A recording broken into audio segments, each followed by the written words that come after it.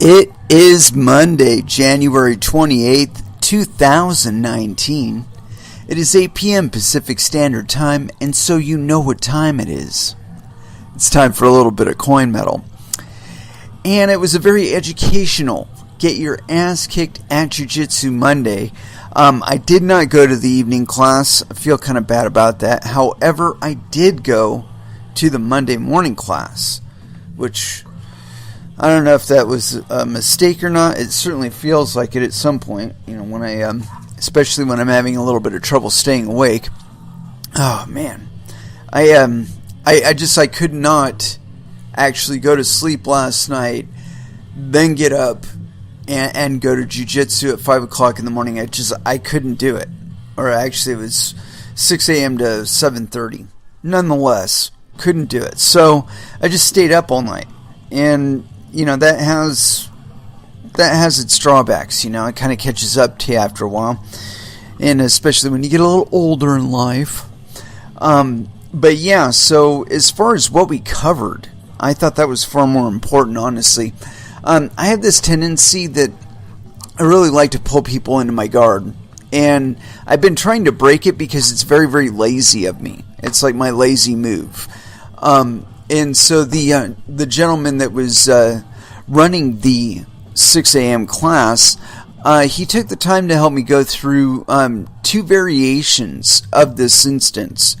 And actually, no, three.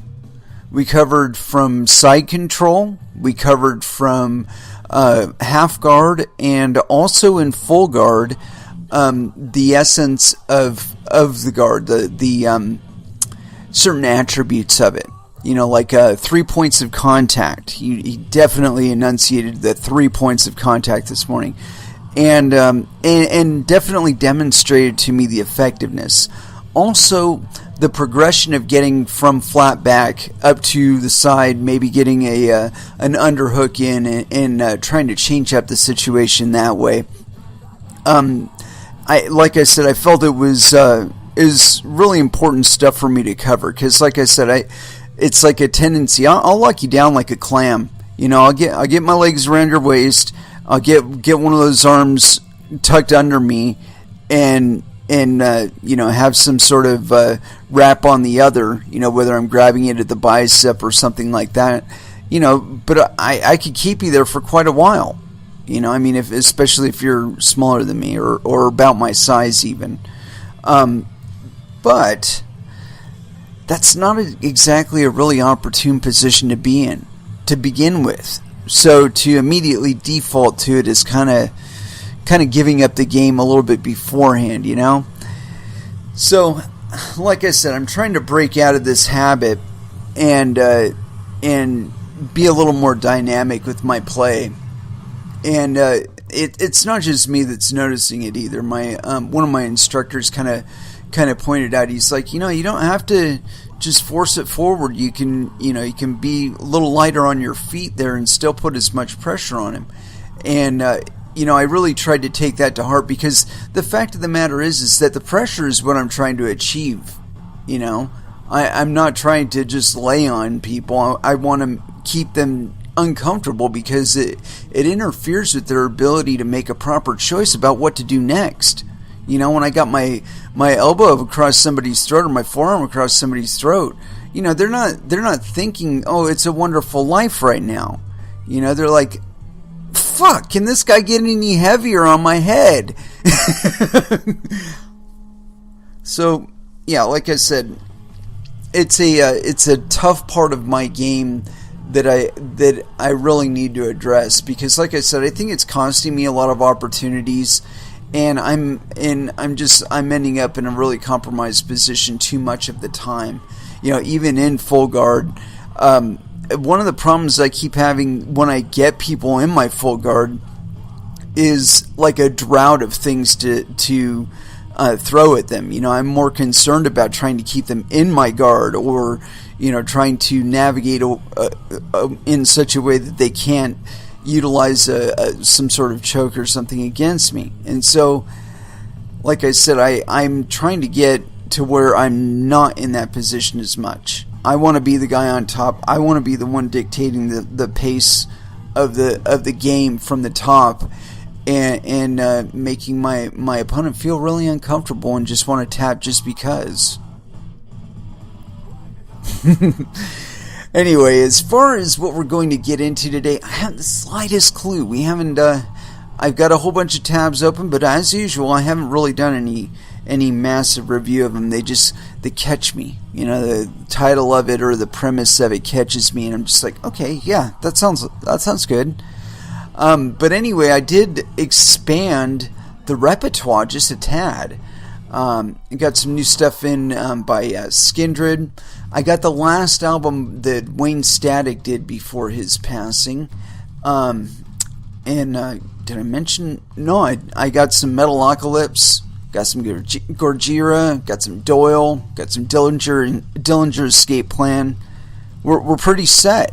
You know, we've already got a substantial repertoire to begin with. Then adding this stuff just make it a little better.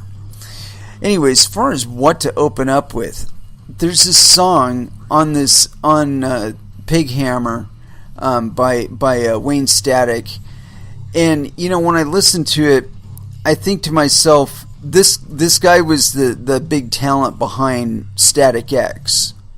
You know, it's like either that or there was a bunch of other people there were other people from Static X in this project. I don't know. I didn't check the lineup. All I do know is that out of everything on this album, I don't think I've heard a song that I don't like. Or that, you know, I mean, when I say don't like, I mean like, you know, like a bit more than other songs. You know, very, very, very tight, very crisp, very well textured, and you know, so I just got to throw it at you, and so here it is, Around the Turn, First Dance, here on Coin Metal.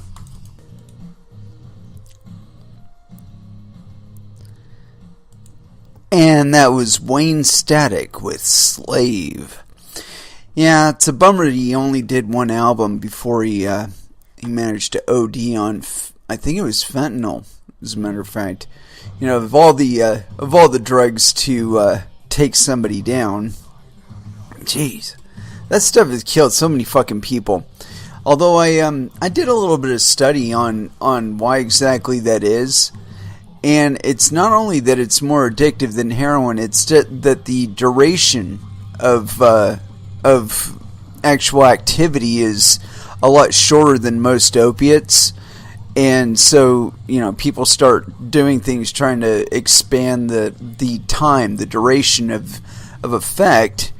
And, you know, like Paul Gray, my understanding was that he literally opened one of those time release packages, got the thing the substance out of the middle of it, and just like popped it in his mouth and chewed it. I don't know how true that is. That could be just a whole bunch of internet bullshit. I don't know. Wasn't there. The point being, it's not a very good drug, and it's killed a lot of fucking people. It's really amazing to me because I mean I've been a cannabis user pretty much my whole life. There's been a few times when I was pretty clean, you know, as far as not smoking, and yeah, I don't know that I'm doing worse for wear. As a matter of fact, I think I'm doing a lot better for wear because a lot of the time that I wasn't smoking, not only was I in pain from my back, but I also had a lot of issues with that holding me back. You know, it was one of those walls that would stop me from doing a lot of activities. And you know, like jiu-jitsu, I don't think I'd be doing jiu-jitsu today if I wasn't smoking, because the lack of the reduction in swelling my back, I'd probably roll better if I didn't smoke. You know, just because of cardiovascular lag and all that other shit. But nonetheless, I think the one thing that kind of helps that voice in my head that says, you know, just fucking do it, get a little bit louder, is pot. And I don't know how to attribute that or ascribe that. I just, you know, I don't know. But there's something in my head, like when I smoke, as soon as I get just a little bit high, I'm fine as far as like wanting to get higher or anything like that, and just enough to reduce the pressure on my back and the back of my neck, and I'm good.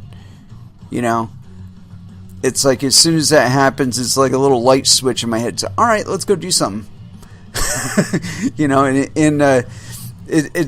It could just be the strains that I've been smoking, or I don't know. But I do notice I do have some tendency to sit in front of this computer, but I think that's more an addiction to Twitter than anything. I certainly spend more time doing that than I should. But nonetheless, it's where I get a lot of the material for this Meow show. So you got to do it, man. And so anyway, let's get into it. We're going to talk a little bit about imagination and how powerful the other people's imagination can get over you today. And this one's on newsbtc.com. Attorney: don't hold your breath on Token Taxonomy Act that exempts crypto from securities laws. And I'll just start off by prefacing this and saying that securities laws don't actually apply to cryptocurrencies. Just certain people have imagined they have, and a lot of people have been kind of remiss about challenging them on that opinion. Anyway, continuing on. This is by Cole Peterson. It was authored January 27th, 2019 at 10:30 p.m. No indication of time zone. But yes, penis. This past December, cryptocurrency investors were delighted to hear that lawmakers had put forth a bill, aptly dubbed the, quote, Token Taxonomy Act, that would change the Securities and Exchange Commission's 72-year-old definition of securities in order to exclude crypto. Actually, there's absolutely none needed. The securities laws that they're talking about, the Securities and Exchange Act of 1934, the funny part about it is where it doesn't actually apply to crypto and ICOs is that we can confirm the funds globally. If you can't confirm the funds, then yeah, the Security and Exchange Commission, yeah, they do have a reason to exist in your business, because they have to check and verify that you are fit to be able to pay out in the event that you need to. It's like, say if you were trading gold commodities, they got to check things like your all of your claims to gold, the gold, where is it, get confirmation that the gold does exist, that it is your gold, so on and so forth. That's a place where the SEC has a place in your business. Where they don't have a place in your business is when you can say, okay, this is my transaction, and give them the transaction ID, or better yet, your public address for the wallet that the funds are in, and they can look it up, and you can look it up, and your next door neighbor can look it up, and your next door neighbor's kid can look it up, and your next door neighbor's wife can look it up, and your next door neighbor's cousin can look it up. When you can't say that about it, then the SEC has a place in the position. Because your next door neighbor's cousin cannot verify whether or not the gold is indeed owned by the people that issued the certificates you're holding.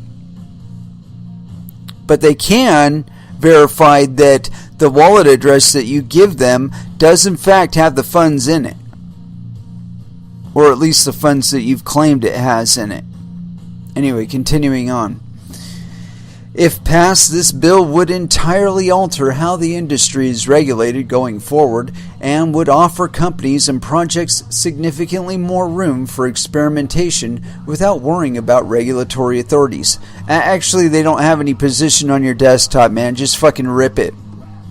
Although news regarding this bill was seen as being decisively positive, one prominent attorney who focuses primarily on blockchain and cryptocurrencies is now claiming that investors shouldn't get too excited about this bill. crypto likely to be regulated under securities laws for the foreseeable future. Yeah, until the goddamn SEC gets taken to court. This bill was introduced to Congress in late December by 2 lawmakers and is a bipartisan attempt to modernize the SEC's archaic securities laws in order to exclude cryptocurrency from its framework. Actually, they're not doing that by setting any kind of legislation on cryptocurrency. What they're doing is putting it out there that they're willing to negotiate away your freedom concerning cryptocurrency. And that's by the introduction of the law.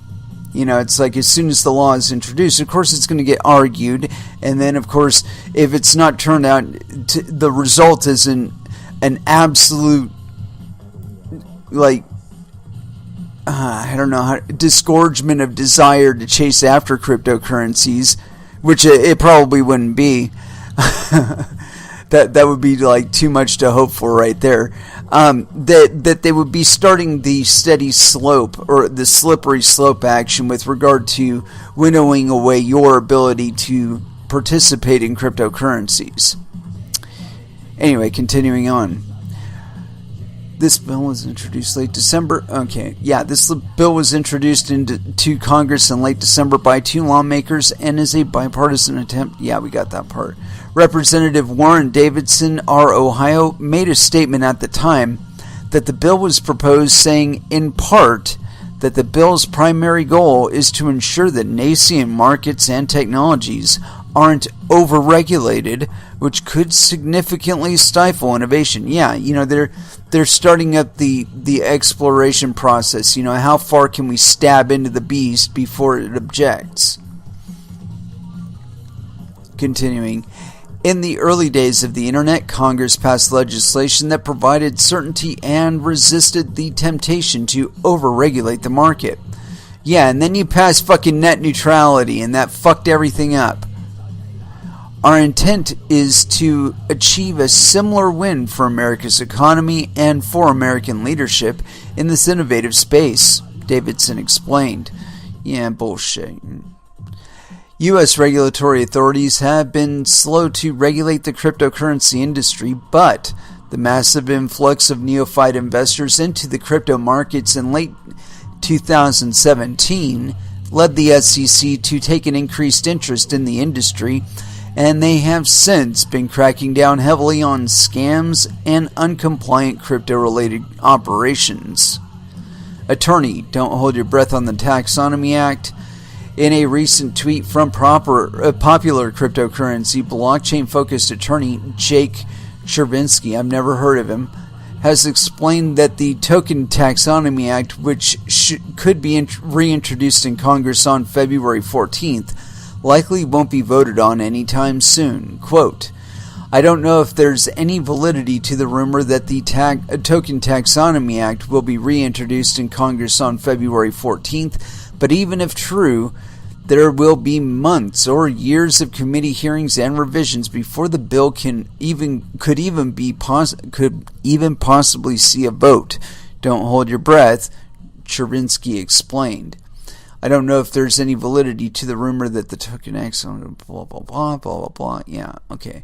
Although it could take a while to be voted on, and there is no guarantee that it will be passed, the Token Taxonomy Act could ultimately prove to be highly beneficial for the cryptocurrency industry and could help the United States incubate greater technological innovation. No, bullshit. No. What would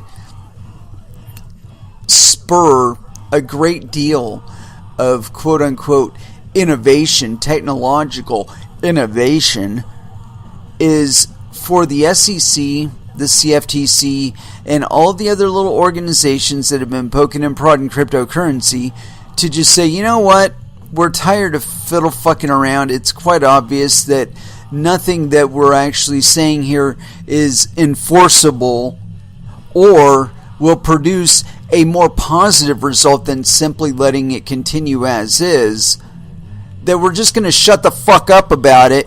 We're going to terminate all of the lawsuits that are in court right now that aren't specifically concerning absolute verifiable fraud from intent down to action or theft or something to that effect, and just step the fuck off. Don't fucking worry about it. What we're doing here is only impacting you in a very, very tiny way. And it's in providing you a different means of payment. Now, the more you fiddle fuck around with trying to poke at us and figure out ways to get money out of us, the more we are going to find new ways to avoid paying you anything. And you should tattoo that on the inside of your eyelids, man, so you just do not fucking forget it, not even while you're sleeping. This is not something that's going to go away, nor is it going to be put under reins. It's like this next article that we're going to get into. It's, as I see it, I mean the underlying project, not exactly the article itself. That BitTorrent and Tron's association, in my view, on one angle of it, it's an effort to monetize people's illegal downloading of copyrighted content. Because it's kind of obvious that they can't fucking stop us from doing it.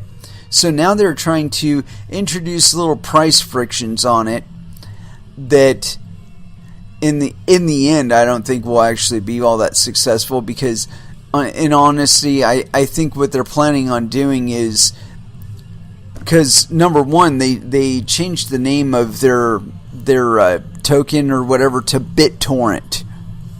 I mean, how much easier is it going to be to confuse BitTorrent, the thing you downloaded the next episode of Game of Thrones on, and BitTorrent, the butt token associated with all that processing going on?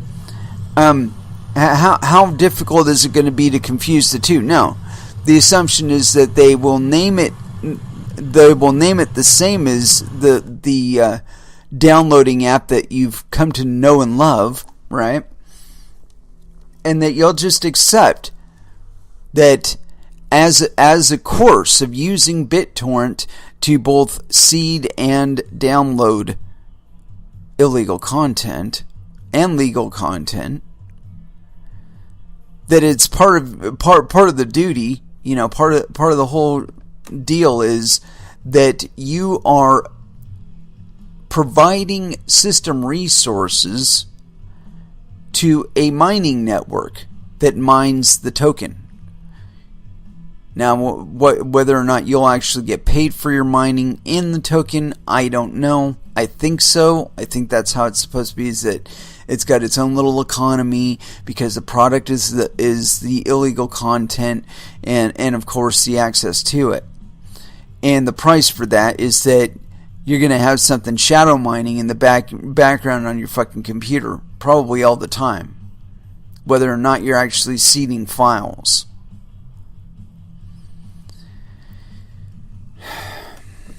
And I think that ultimately it's going to push people into another way of doing BitTorrent or doing things through I2P or some other network that isn't even associated with BitTorrent in any way, shape, or form, but is encrypted nonetheless and works on similar principles.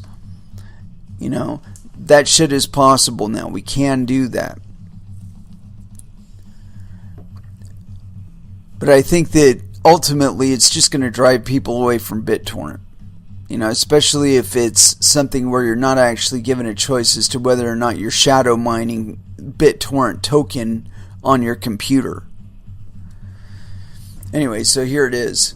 It's on newsbtc.com. Tron and Binance optimistic on BitTorrent, but analyst says it could be overplayed.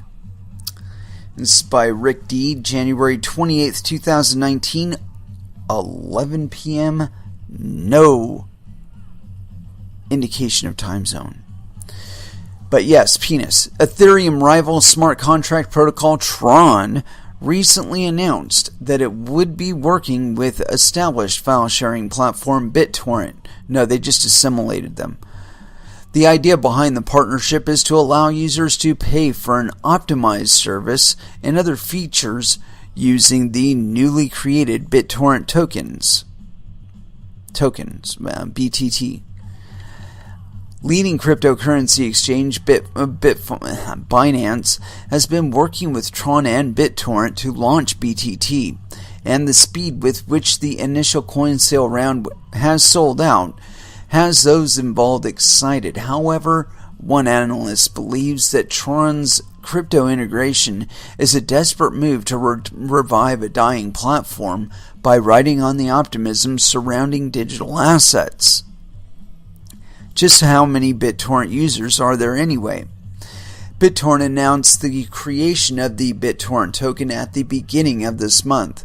The news has been largely greeted with optimism from the cryptocurrency community, and the price of Tron TRX tokens has been bucking the general trend in cryptocurrency markets by moving upwards where other assets are trading sideways. There's certainly a lot of hype around the first round of the BTT token sale that is already sold out on Binance Launchpad. In an effort to generate even more excitement from the cryptocurrency community, the companies involved have arranged a series of airdrops of BTT tokens to occur over the next 12 months. Excited by the token sales performance so far and keen to take as full advantage as possible of Tron's exposure to an established user base, both Justin Sun, founder of TRX, and Binance CEO CZ have taken to Twitter to promote the airdrop. For those who didn't get BTT in the public sale, stay tuned for TRX airdrop. Own TRX, secure, blah blah blah. Due to the overwhelming demand, Tron team has generously agreed to do a small airdrop for people who tried to place orders but were not successful in buying. Exact numbers will be published soon. In other words, they're going to print up a shit ton of tokens. However, not all analysts share the two entrepreneurs' optimism for the BitTorrent token idea. Thomas Schultz, the co-founder and CEO of the cryptocurrency wallet management application Cha-Ching, tweeted his reservations earlier today. Unpopular opinion, BitTorrent isn't huge. Pirating games/videos have become increasingly useless with free-to-play models/streaming. It's old tech being disguised as a sexy advancement for crypto. Actually, there's a couple things there that are not true. The fact of the matter is, BitTorrent use is actually going up, despite all of the availability of streaming services and whatnot, and how much of the market they actually captured. What's happening now is people are looking at all of the shit that's available, and they're saying, you know what? I don't want to watch any of this shit. I've already seen all of this shit. And they're not adding new shit fast enough, and a lot of the old shit that I want to watch isn't available here, but it's available on BitTorrent. And you know what? It's rumored there was some Game of Thrones on there. Maybe I'll get that too. Give me a fucking break, man. It's only getting more popular now. Continuing on. After a few more scathing critiques of the scheme below his original tweet, Schultz summed up his position. He stated that the idea would not be anywhere near as successful as those involved hoped, based largely on the fact that BitTorrent is not as user-friendly as it could be. Additionally, these software developers stated that BitTorrent had not moved with the times and was not relevant to modern trends. That's not true at all. Schultz also included a graph of BitTorrent usage to highlight his point. Amusingly, he captioned this as proof of nobody gives a fuck. Final words. Number 1, BitTorrent is confusing from the random person's perspective. Number 2, torrenting in general needs a better UX. Number 3, torrenting needs updates that cater towards more modern trends. The purpose of the post is all in the perspective of large scope value to average people. Given the level of excitement amongst those involved in the airdrop and token sale, Schultz's critique was greeted with some objection.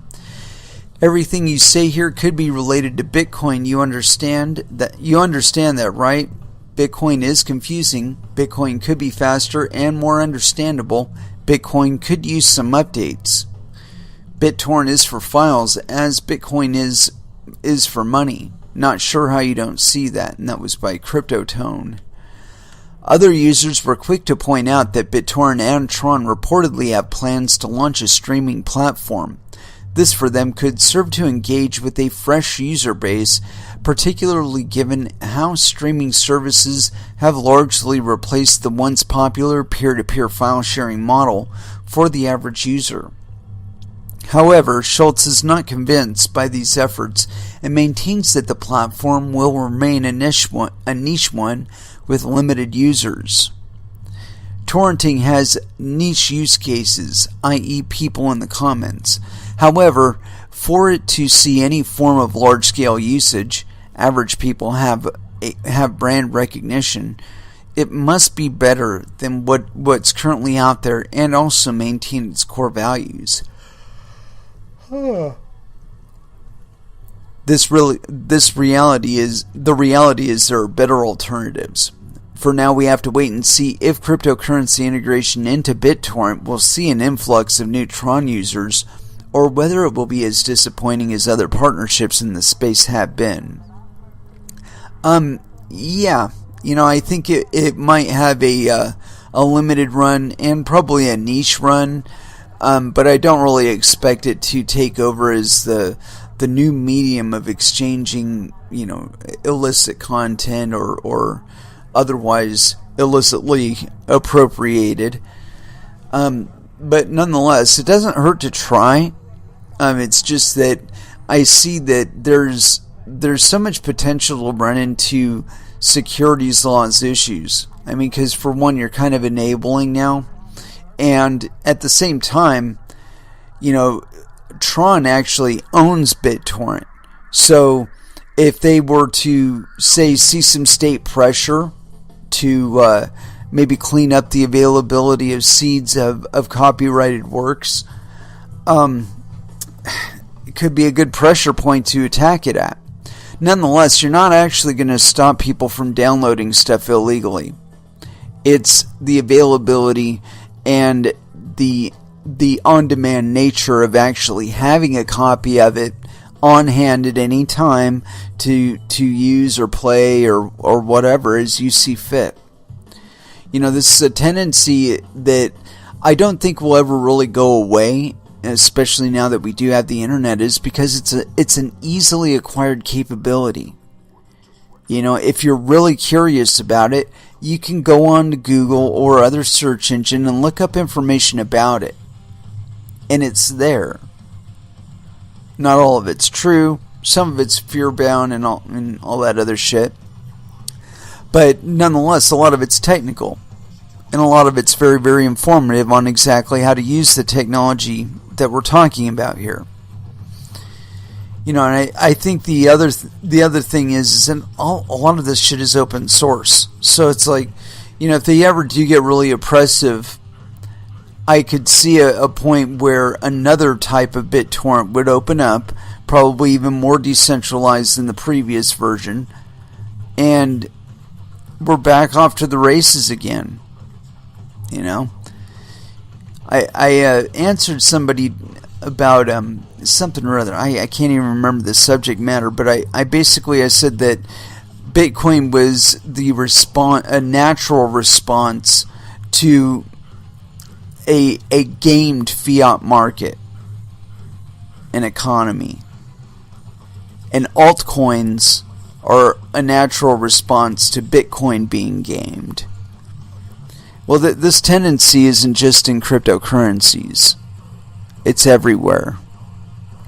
And it's a little bit of that yin-yang thing. You push too far and you get pressure back on another way that you're not even paying any attention to because it's not in front of you. It's not even visible to you. Anyway, let's go ahead and throw back down into some music. And I'm tempted to play new stuff.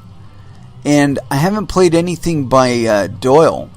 And I do have Doyle Abominator. And so here it is, Abominator, here on Coin Metal.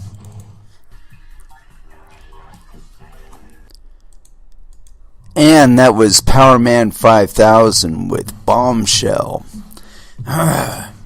Love that song. Makes me want to go on the treadmill and run. Anywho, so we talked a little bit about the Token Taxonomy Act. Yeah, I don't think that's all that likely.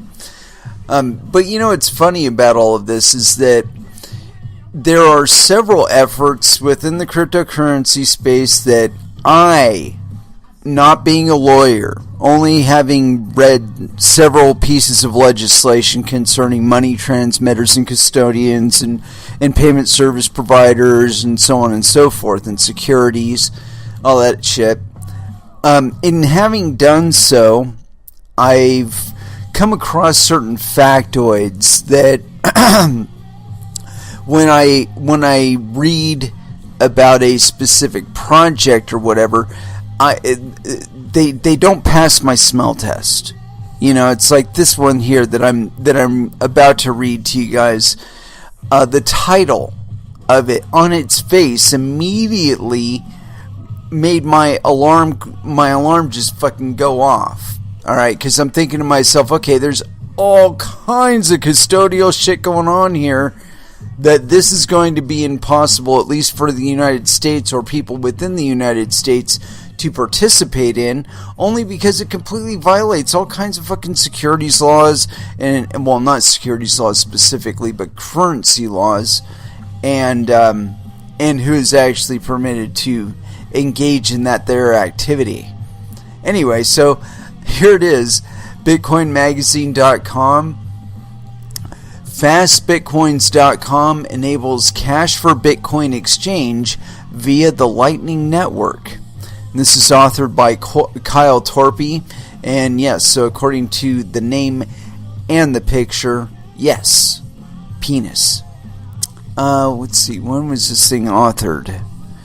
No actual indicate. Oh yeah, January 28th, 2019. Continuing.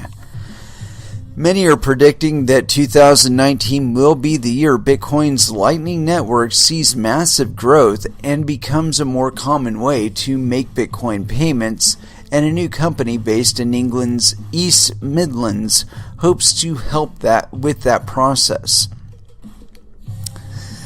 Today, FastBitcoins.com has announced the launch of its cash-based Bitcoin exchange, which includes Lightning Network integration.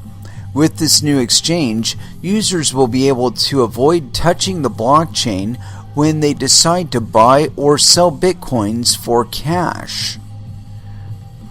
The new exchange was founded by former NeoNB management director Danny Brewster, who says he's on a mission to restore his credibility after his last venture infamously failed in spectacular fashion. Danny, I'm just going to tell you from my own perspective, I think you're off to a terrible start. Continuing on, how it works.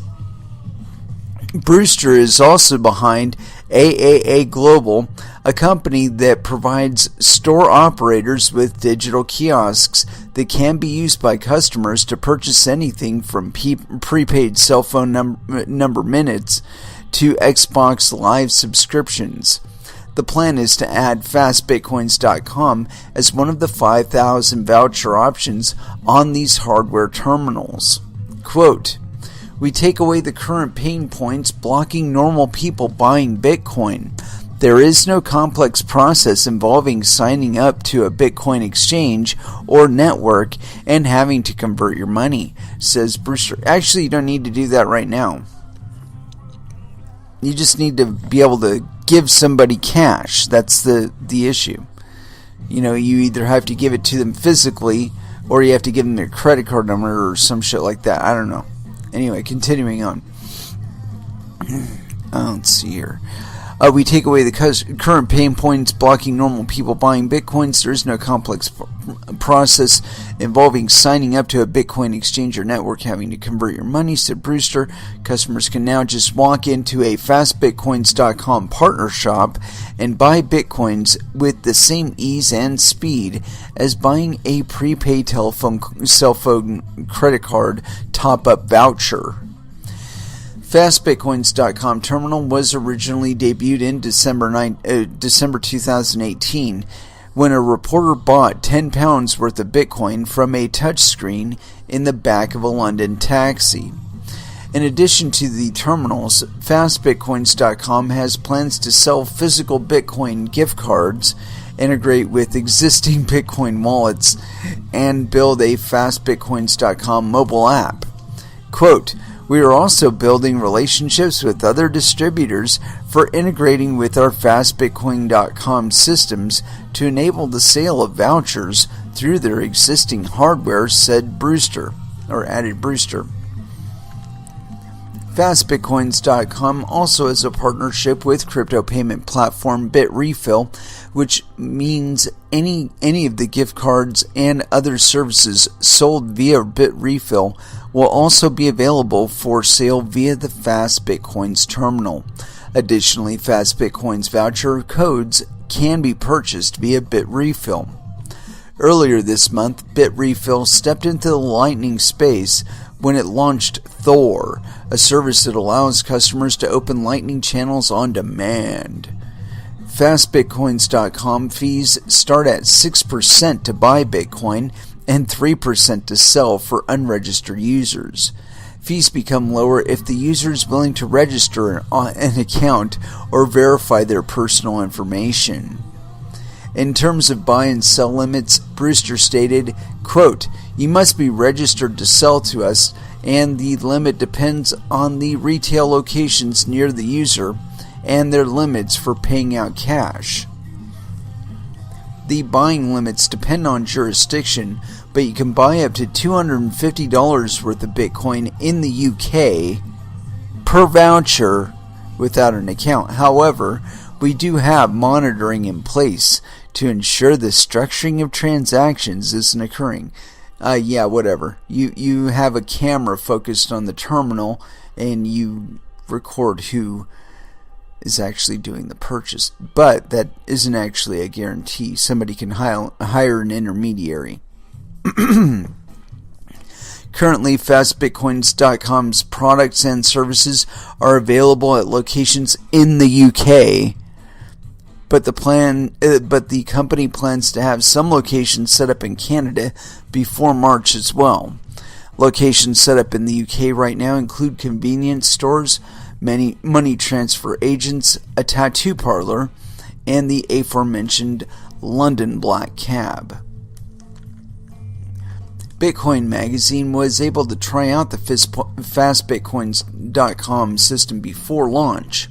An image of a test voucher was shared by FastBitcoins.com, and it was easily redeemed for Bitcoin via the Lightning Network after entering an email address and copying and pasting a Lightning Network invoice.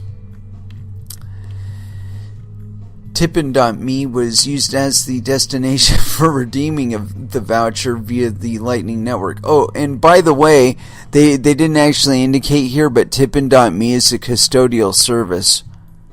FastBitcoins.com had a Lightning channel open with Tippin.me. Oh, wonderful. Danny Brewster's controversial past, Neo and B.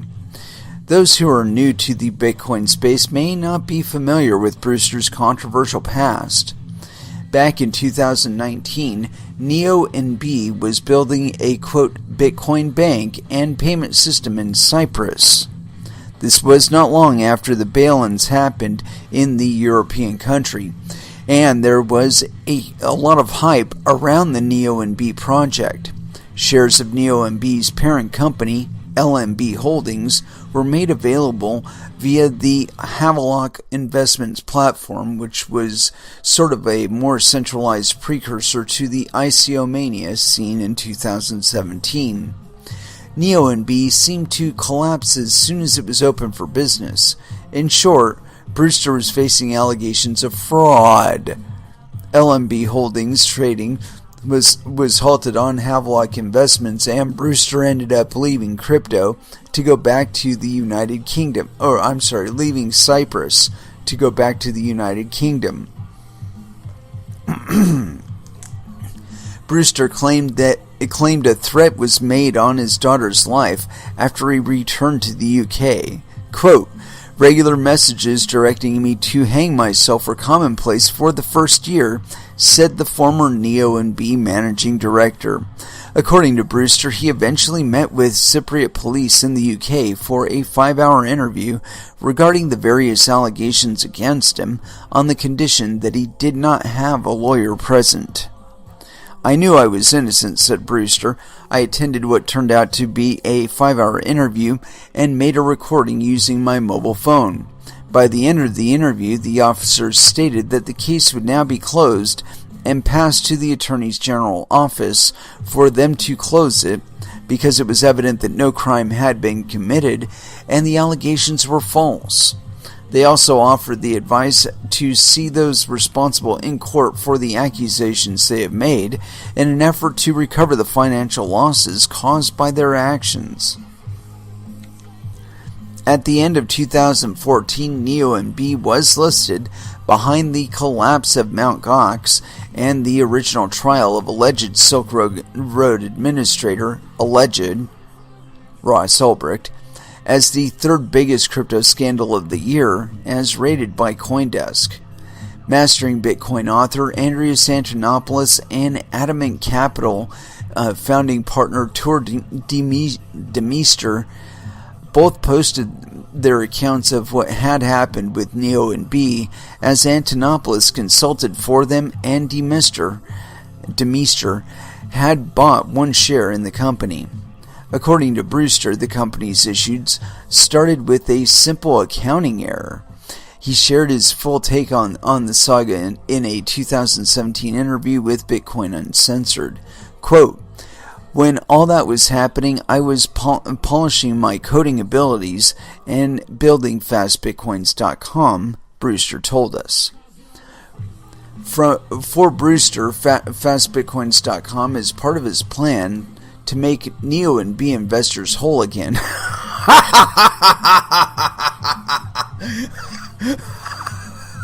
Oh God, this is fun.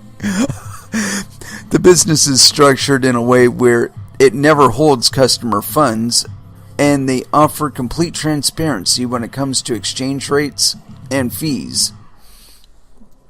Given my past, I am fully aware that I will be under more scrutiny than anyone else in the Bitcoin community," said Brewster, "but I see this as an opportunity because it also puts more onus on me than anyone else in the space to deliver a safe and trustworthy service. The easiest thing for me to have done would have been to walk away from the industry altogether or employ someone to be the public face of this business. Yet despite my past and all of the false allegations thrown at me, I am committed on two things: correcting mistakes made and bringing benefits to Bitcoin to society." Brewster is pledged to take profits from his new venture at fastbitcoins.com to help make all NeoNB investors whole. Brewster says around 20% of outstanding NeoNB tokens have been settled one way or another, and 2 of those former NeoNB investors are now shareholders in Brewster's new company. In other words, they're suckers that he suckered into another fucking thing. You know, I'm looking at this, and I can tell you right now, fastbitcoins.com would still be considered a custodian in that their actions or inaction and involvement here. Actually, I'm sorry, not custodian, maybe a custodian, but definitely a money transmitter, as the transaction would be facilitated by them, so by action or inaction they can affect the state of your funds. So yes, money transmitter, licenses out the ass, dude. If you don't have them, you're probably not going to be able to get them, especially not with your fucking past, and fastbitcoins.com is a bunch of bullshit, I think, anyway. I looked into AAO Global, yeah, empowering retailers globally. This is what we do, blah, blah, blah, blah, blah, blah. We offer services in Canada and Britain. That's it.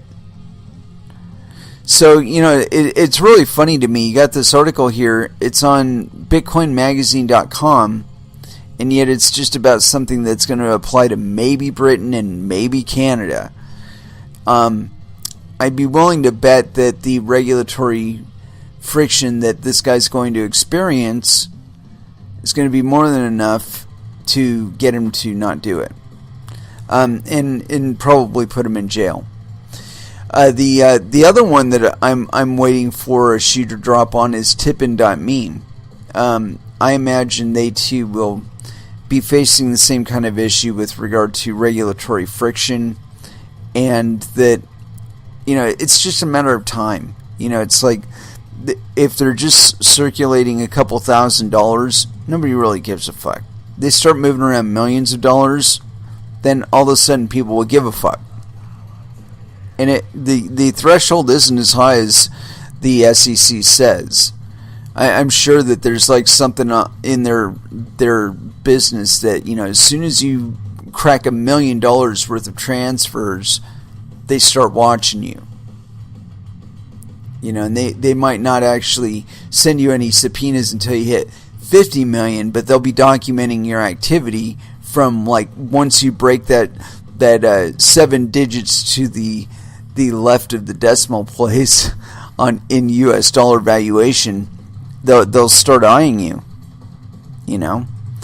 and there's evidence that there's a great deal of laxity with regard to the SEC and exactly how they choose to apply themselves. And the fact of the matter is if they were to exert the same level of scrutiny over video games and the transfer of funds in them that they do to cryptocurrencies, half the video game companies wouldn't exist tomorrow. If you have some sort of pay to play thing in your game, if they actually did the level of scrutiny there that they're putting at Bitcoin and other cryptocurrencies, like I said, most video games would just dry up and die, because their whole thing is based on, I think, at least fraud. They know that kids are going to download the apps, and kids are going to go into their fucking parents' wallets and get the goddamn credit card, or worse yet, they'll download it onto their parents' phone and play it on their parents' phone and rack up thousands of dollars worth of in-game charges. I know, because we had to reverse these kind of things at one of my former jobs. Is that some fucking kid would get a hold of the device and download, Candy Crush or some shit like that, and just rack them up, man. Rack them up. I had one, it was, I want to say it was like $1,000 worth of in-game charges that the parent was trying to dispute because the kid racked him up. I'm like, the tech head part of me was just saying, dude, eat it. Too fucking bad. If you're going to be so inept with your fucking cell phone that you're going to leave it around for your kid to download shit onto, then it's your fault. Too fucking bad. But, the other part of me was like, oh yeah, I can see that, some kid would get a hold of your phone, watches you log into your phone so he knows your fucking PIN. Probably watches over your shoulder while you're paying bills, knows your PIN there too for your credit card, or just knows how to enter the credit card number into the field. for the kid to have that kind of access to your device, that's your fault, man. That's just poor OPSEC. But at the same time, you got to feel for them, because there is such a thing as social engineers, and there are such a thing as hackers out there, and they are after your money. So, anyway, as far as fastbitcoins.com goes, given this guy's past, I don't see that regulators are going to be very easy on him, and I don't see that it will be working out all that well in the longer term. But that's just my perspective. If you're enjoying the Lightning and it's working out for you, hey man, double thumbs up on my part. But again, you have to watch out. There are existing legal frameworks for things like Lightning Network. Because you've divorced yourself off of contact with the blockchain does not mean that people aren't monitoring the activity that's going on. And it doesn't mean that it's not reportable too. It's probably more reportable than any currency that you've ever used. And there's some that will assure you that, everything is cool, you don't have to worry about it, regulators can't regulate this. Full of shit. They're full of shit. As soon as a company starts interfacing with fiat currencies, they open themselves up to all kinds of regulatory exposure that they do not have to endure otherwise. And that's one of the reasons why Fast Bitcoins is not offering services in the US, because there is enough regulatory unclarity in the UK, because they like to cheat on their books too, like anybody else. I think they're a little more honest about it though in the UK, but that's just, again, my opinion. But nonetheless, they're a little more lax in the UK, and they're also a little more lax in Canada. Because everybody likes their backdoor deals. And so, but the thing is the regulatory systems and frameworks here in the United States are so stringent that if you aren't given the NYDFS their fucking cut up front, you're not getting anywhere.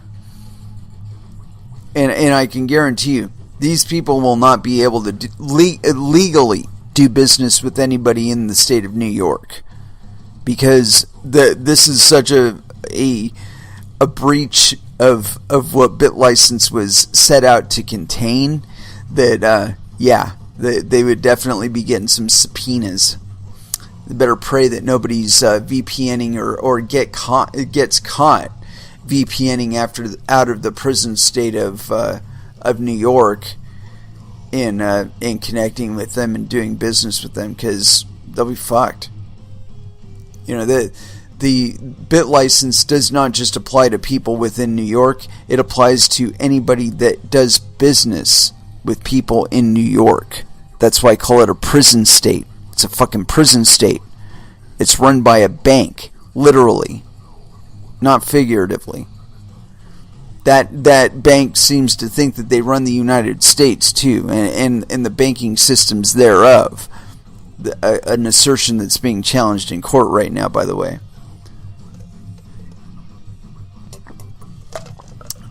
Anyway, so we got through that business. We got through Fast Bitcoins, and this kind of leads up to where I was going with this whole thing. And I think in the longer term, this is going to result in deregulation of finance here in the United States, at least, because it's going to be absolutely necessary in the future to do so. There's too many old heads out there that think that this new thing, just because it can be used as money and just because it kind of functions kind of like a security on some aspects, that, oh my gosh, they regulate that shit. No, they don't. They really don't. They think they do. They'll probably bust you and act like they do, but it's not actually true that they have a legal basis for what they're doing. Because any kind of lawyer with any knowledge of cryptocurrencies could sit there and pick apart line by line the SCA and the SEC's insistence of its application to cryptocurrencies or its applicability to cryptocurrencies. Of course, it's not really fruitful to do that either, because then they get into fucking black and white paper law about it. But, at the same time, the regulatory uncertainty, and by the way, when most people are talking about regulatory uncertainty, they're not actually talking about this aspect of it. What they're really talking about is the fact that Bitcoin is mined by the public. If it were mined only by banks, there'd be plenty of regulatory clarity, because then it would be banks. They would be the producers and the custodians of the money. You see how that works? Oh, and by the way, mining equipment, from what I understand, is getting nothing but cheaper these days. So I really insist that you guys get in on that, because that is really where the money is to be made. Anyway, continuing on, I got this article here on Cointelegraph.com. And this is by Maria Hewlett. So no penis. Monero's Ricardo Fluffy Pony Spagni, regulatory arbitrage in crypto will intensify. And it says this was authored 6 minutes ago, but I don't believe it. So 20 hours ago. There we go. Almost yesterday. Monero XMR core developer Ricardo Fluffy Pony Spagni has said he expects regulatory arbitrage to be an increasingly prevalent and impactful phenomenon in the crypto space in coming years.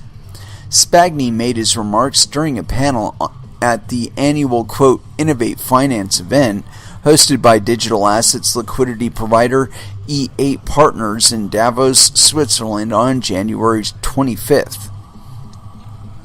Spagni began by dismissing the notion that the, quote, very existence of crypto is going to cause governments to topple, as an obviously ludicrous pipe dream, underscoring that decentralized finance does not immediately wrest military and political might from the world powers' hands.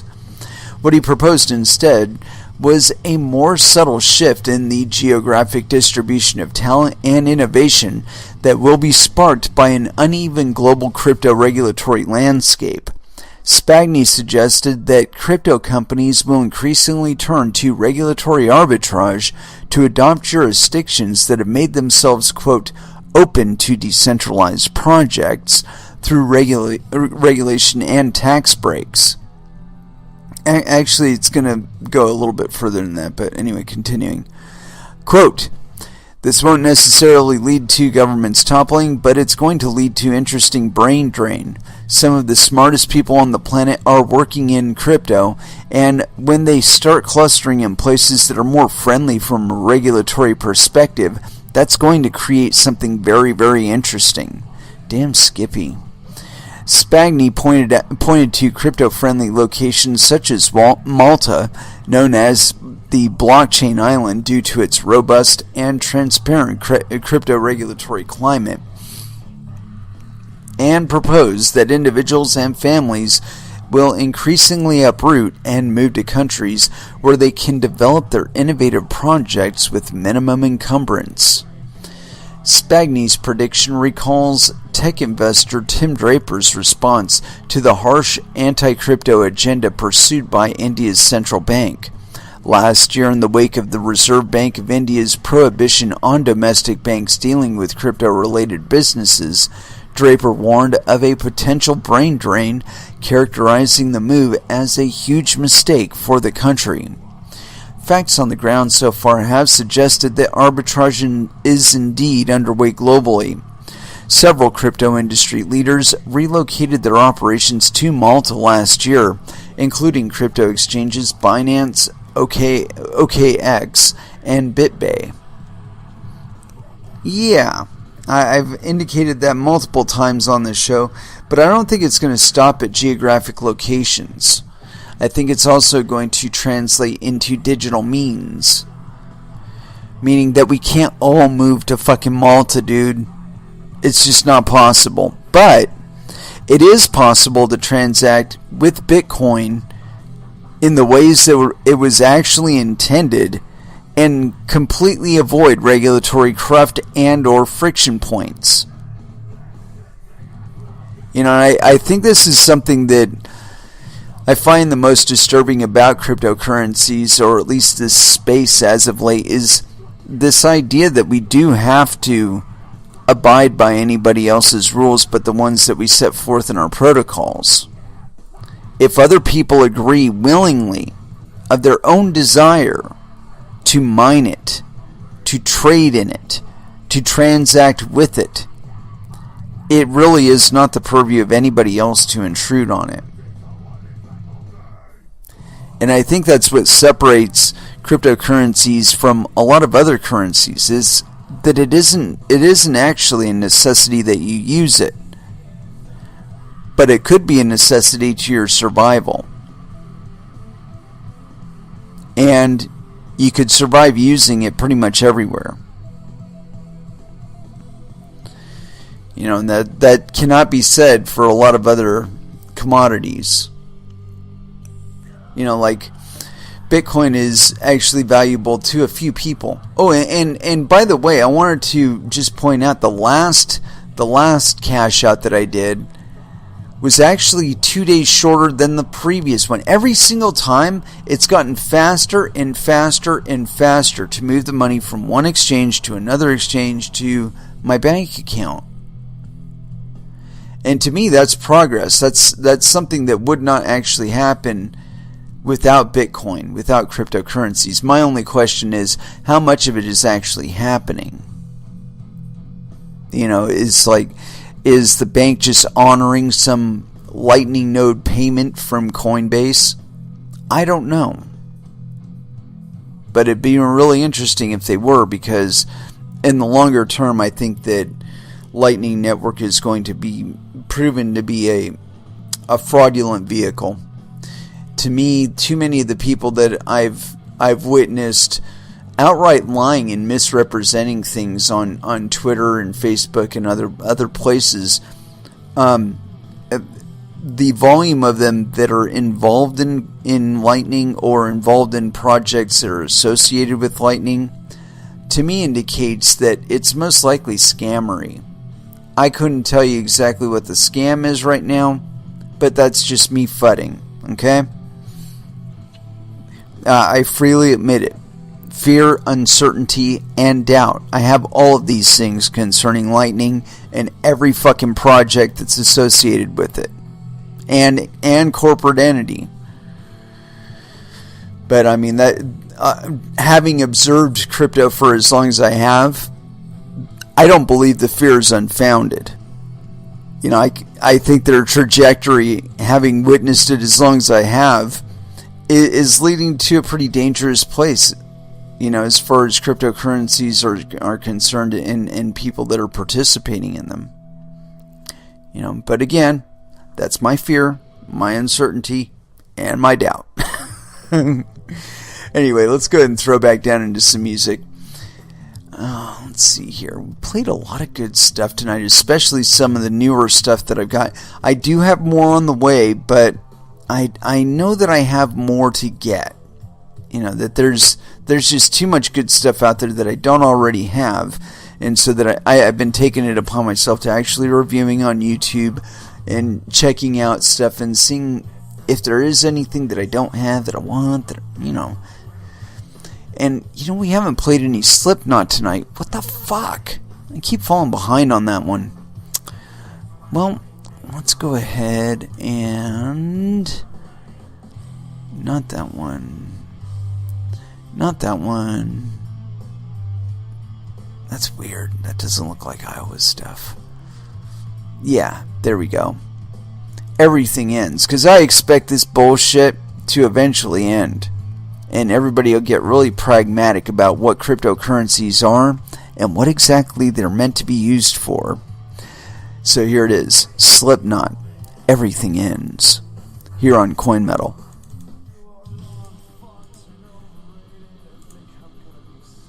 And that was Nevermore with Next in Line. And it is with that I'd like to close out this episode. Thank you very, very much for the support. I certainly do appreciate it. We will be back again on Wednesday at 8 p.m. Pacific Standard Time. And so until then, you'll be able to find me on Twitter and on Facebook, also in the Telegram and Discord for Verge Currency. But yeah, as far as what we've been talking about tonight, I think that these are the kinds of things we can talk about crypto while it's not an absolute necessity to use it to get by. When that day comes, and I do expect it to arrive at some point or another, people are going to get very, very serious about things like mining and creating new currencies that can actually facilitate the commerce on the volume that we need it to happen. And I do believe that there are projects out there right now that can do it. I think Bitcoin with bigger blocks can do it. I don't think that Lightning Network is actually the answer to that, as not only is Bitcoin going to exist with competitors, but bigger blocks would allow us to fit pretty much all of the network traffic that is going on right now within blocks that aren't full. And that changes the whole dynamic for pricing on your transactions, makes them a lot cheaper, but it also adds the possibility for a lot more of them to be in the blocks. Something to keep in mind as we move forward. And it is with that, like I said, I'm going to